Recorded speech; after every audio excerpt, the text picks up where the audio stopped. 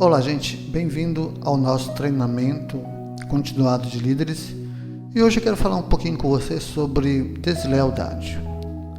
Bom, a obra de Deus ela não é feita com gente talentosa, mas com pessoas leais. A lealdade é a principal qualificação de todo líder de célula e de discipulador. Não importa se alguém é um grande orador ou um excelente músico, a obra só avançará com líderes leais. Dessa forma, precisamos observar muito atentamente o quanto um líder é leal e fiel. A deslealdade não é algo que acontece repetidamente, mas ela é um processo. E muitas vezes, sem que as pessoas percebam, elas se deixam envolver num processo que vai culminar na deslealdade. Na verdade, muitos de nós nem percebemos a deslealdade em nossos companheiros. Precisamos de discernimento para perceber essa atitude se desenvolvendo em nós mesmos e em nossos companheiros de ministério. Porque a deslealdade ela vai se manifestando em devidos estágios.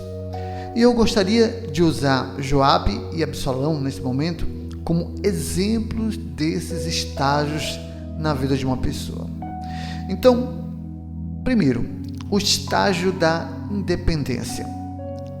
O espírito de independência é algo muito sutil e muitas pessoas dificilmente o associam com a deslealdade. Pessoas independentes escolhem quais regras devem seguir de acordo com seu ponto de vista. Elas obedecem apenas algumas instruções, apenas aquelas que consideram importantes. Na maior parte das vezes, não há nada demais em ser independente e autônomo, mas se você é parte de um grupo ou de uma organização, se você faz parte de um corpo, a independência se torna um sinal de deslealdade.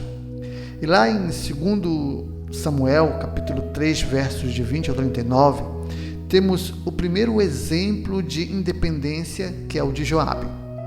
Lemos em 2 Samuel que Joabe, o general de Davi, apenas fazia o que ele queria fazer. Ele era parte do ministério de Davi e de sua equipe, mas era independente. O primeiro exemplo da independência de Joabe foi a morte de Abner. Davi decidiu fazer as pazes com Abner, que fora general de Saul, mas Joabe, agindo independentemente, decidiu matá-lo. Pessoas assim são perigosas. Joabe poderia ter desencadeado uma guerra civil em Israel. Infelizmente, temos muitas pessoas assim na igreja. São pessoas que não seguem uma visão ou direção, mas sempre desejam fazer as coisas do seu modo. Essas pessoas são potencialmente desleais. Se um líder de célula ou discipulador se recusa constantemente a seguir a direção da igreja e age sempre de forma independente, então a semente da deslealdade está crescendo dentro dele. O segundo exemplo da independência de Joabe está em 2 Samuel 18, de 5 ao 15, onde Davi dera ordens explícitas para não matarem Absalão. Mas Joabe simplesmente fez o que achava melhor. Pessoas independentes fazem o que querem fazer independente das orientações que tenham vindo de cima. E normalmente, pessoas independentes vão embora. Elas não ficam conosco, mas fazem apenas aquilo que querem e como querem. Este certamente é um nível de deslealdade. Alguns nem mesmo percebem a atitude de independência como deslealdade. Para eles, é um tipo de autonomia. Mas a verdade é que tais pessoas caíram na deslealdade. Então devemos ser cuidadosos para advertir tais irmãos e mostrar para eles, e para que eles possam perceber que uma atitude de independência não deve ser colocada uma pessoa que tem essa atitude de independência não pode ser colocada em posições de liderança na igreja. Um outro exemplo de independência, como rebeldia, de Joabe está lá em 2º livro de Samuel, capítulo 12, versos de 26 ao 29, onde Joabe havia conquistado a cidade, mas mandou avisar Davi que viesse e se envolvesse na batalha, senão ele próprio seria aclamado como rei da cidade. O que Joabe estava dizendo, em outras palavras, era: eu não vou fazer todo o trabalho difícil sozinho para você receber a glória. É como enviar uma mensagem dizendo: venha ajudar a abrir a obra aqui na minha cidade, senão mudarei o nome da igreja. É tipo assim. Então, pessoas independentes normalmente se acham fundamentais na obra e sempre gostam de enfatizar aquilo que fazem. Líderes independentes se acham donos de suas células e pastores independentes se acham donos das suas igrejas. Segundo, temos o estágio da decepção. O segundo estágio da deslealdade é a decepção. Poderíamos também chamar esse estágio de ofensa ou mágoa. A decepção é resultado da ofensa ou mágoa. Quando nos sentimos feridos por nossos líderes, podemos dar lugar a essa deslealdade. Nesse tempo, no tempo de Davi e de Joabe, isso era muito comum. E lá em Mateus capítulo 24, versos 10, diz que muitos hão de se escandalizar, trair e odiar uns aos outros. Então, ficar ofendido não é um direito nosso. Na verdade, ficar ofendido é algo muito grave e de muitas consequências. Quem se ofende se enche de justiça própria e, por causa disso, atrai a deslealdade.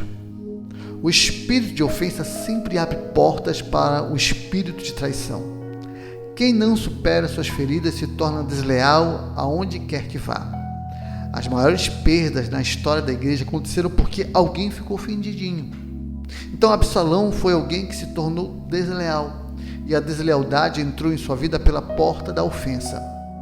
Absalão, ele ficou profundamente magoado quando sua irmã Tamar foi violentada pelo irmão Amon. Depois ele ficou ainda mais magoado porque seu pai Davi não fez alguma coisa. Davi ficou apenas zangado, mas ele deveria ter feito mais que isso. A penalidade para o incesto era a morte. Então Davi, sendo o rei, deveria ter cumprido a lei de Moisés. Se um homem tomar sua irmã, filha de seu pai ou filha de sua mãe, e vir a nudez dela, e ele vir a dele, torpeza é. Portanto, serão eliminados da presença dos filhos do seu povo, descobrindo a nudez de sua irmã, levará sobre si a iniquidade. Levíticos 20, 17. Então, Davi realmente errou, mas o erro de Davi foi um teste para Absalão. Em vez de tratar com seu pai e buscar uma solução, Absalão apenas ficou ofendidinho e por isso tomou uma atitude de deslealdade que acabou gerando no seu coração. O erro do líder será sempre um teste para o liderado. Terceiro estágio. Depois que Amon violentou Tamar, Absalão não fez nada por 2 anos inteiros. Ele se tornou passivo e ressentido por causa disso e se isolou. Porém, Absalão não falou com Amon nem mal nem bem, segundo o livro de Samuel, capítulo 13, versos 22. Normalmente, depois de serem ofendidas, as pessoas se isolam. O mesmo acontece na vida da igreja. Pessoas ofendidas não se envolvem, são indiferentes e certamente se tornarão críticas da liderança e da obra. Mas ele não conseguiu perceber que a falha do outro foi um teste para ele. Por isso a deslealdade penetrou no seu coração. É sempre interessante saber se aqueles que estão ao nosso redor estão felizes ou envolvidos na obra. Quando temos líderes e pastores passivos que não se envolvem, é porque a deslealdade pode estar sendo alimentada. Quarto estágio, o da crítica.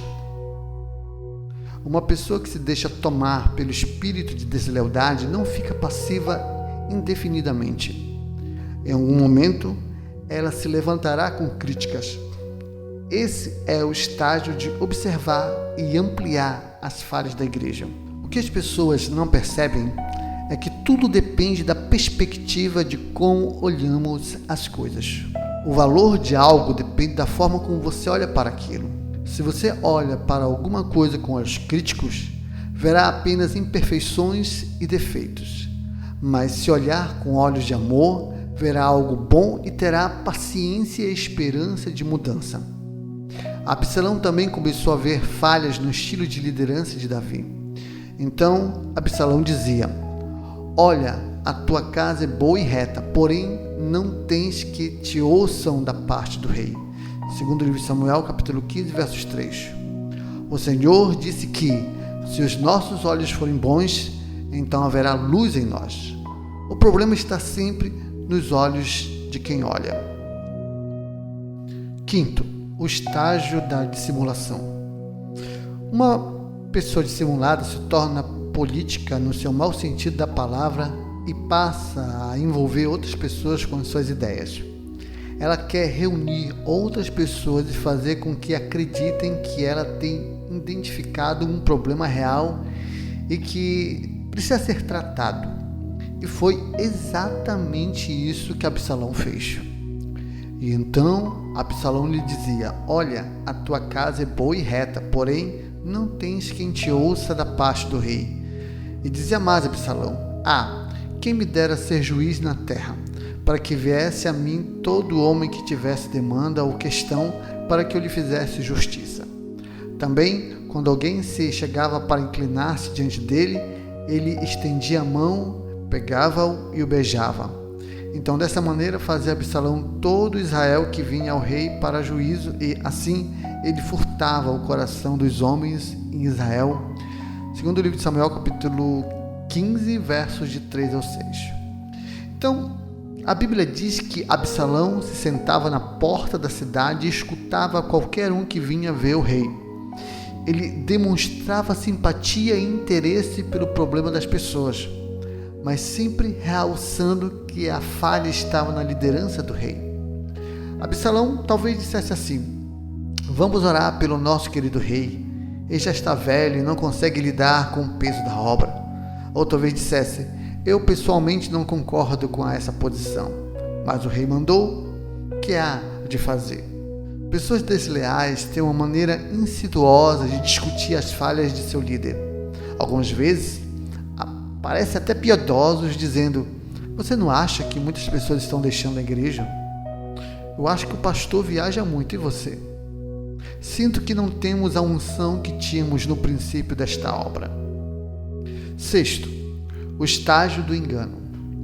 Eu creio que as pessoas que se rebelam estão debaixo da influência de um espírito de engano. E esse espírito que faz com que elas se sintam cheias de justiça. Também é esse espírito que as torna cegas para o caminho da destruição que estão seguindo. Um pensamento de engano é a ideia de que Deus escolhe os maiores ou melhores. Muitos se rebelam porque julgam que são maiores que seus líderes. Davi tinha liderado muitos que eram muito maiores que ele, e o próprio Senhor Jesus disse que faríamos obras maiores que ele.